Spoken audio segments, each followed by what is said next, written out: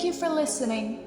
Sonoria spoke respectfully as the song finished, giving a slight bow. That was Instruments of Cyanide by the artist DA Games. I hope you all enjoyed the message.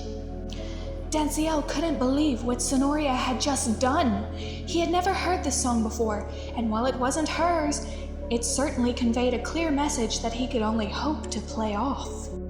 That was a lovely and very imaginative rendition of what happens in the shadows, Danciel told the audience as he took over the microphone, giving Sonoria a fierce and angry glare of warning.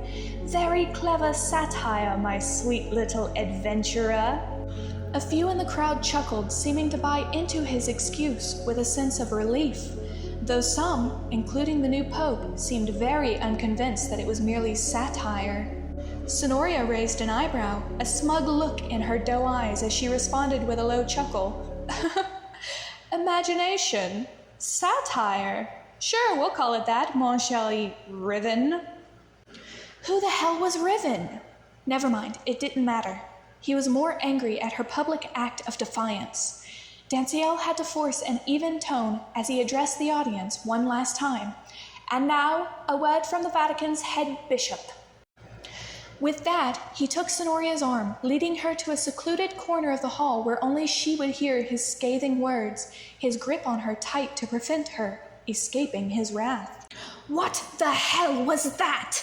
I thought I told you to pick a song that was appropriate for this setting. You have just defied me in front of the entirety of the underworld. That song was appropriate, mon cher Danciel, Sonoria replies in a tone of feigned innocence, a knowing in her intelligent chocolate gaze. What? Did you expect me to sing Star-Spangled Banner or Our God is an Awesome God? No, I chose a song whose meaning was entirely appropriate, just as you commanded. Don't be angry with me because I followed your orders too well.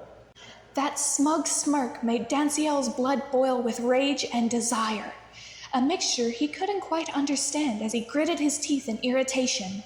You have publicly defied me, you insolent witch. You just simultaneously challenged and condemned every member present, and now I must clean up the mess your little song created. Do you have any idea?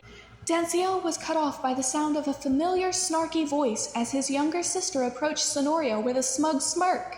That wasn't very smart, was it? Challenging the entire underground? Do you have a death wish?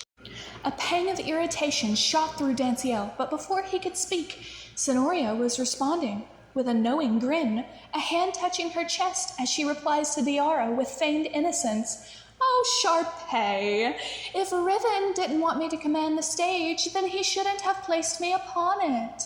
If it's all a game to begin with, then who said I couldn't play as well, My name is Princess Diara, the snooty woman hissed in annoyance, her bright green eyes narrowing in suspicion.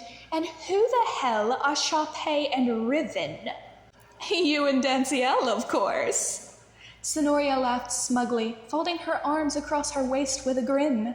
There was an intensity behind the amusement in her gaze that sent a pang of unfamiliar desire coursing through Danciel.